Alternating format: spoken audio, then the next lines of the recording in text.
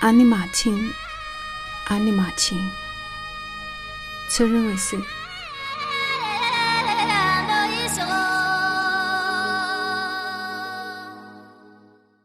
接下来读81首转山的诗。1. 去往马青的飞机上，后座有人念经，隐约听见有人唱起了牧歌，就站起来回头看了看。念经的人是个黑发卷曲的青年，唱歌的人没早见。2. 一切都是最好的安排，不然不会在鹰犬的视线里偶遇穿绛红袈裟的他。福报也随因缘一起降临了，包括糌粑、酸奶、酥油茶，一串串金属质地的果洛方言，就像回到了亲人的家。而他无垢如晴空的笑容，让我一眼认出，他有着爱鸟如同爱人的声誉。他做着实实在在的善事，却指着胸口谦虚地说：你有这么大的心，我们的心很小很小。我顿时不会说话了。3. 隔日就是古入，古入人不切的古入。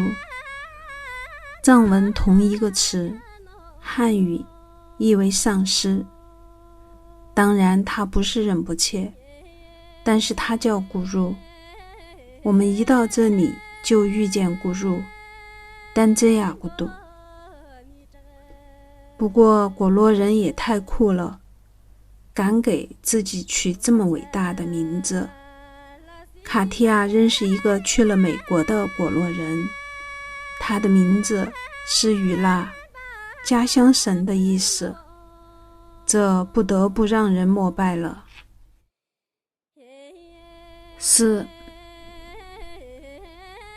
果洛人说自己既不是安多娃，也不是驰名全境的康巴，而是处于安多和康之间的天人。最早从拉达克迁来，先到了冈仁波齐，又逐水草而居，走到了果洛。而果洛的原住民是贾荣瓦，早在占卜的帝国时代东进而至，没有占卜的命令，不得归乡。但果洛人赶跑了他们，成了这里的土著，语言与拉达克的相似。这是果洛人的叙述，我听着像口耳相传的民间故事。5.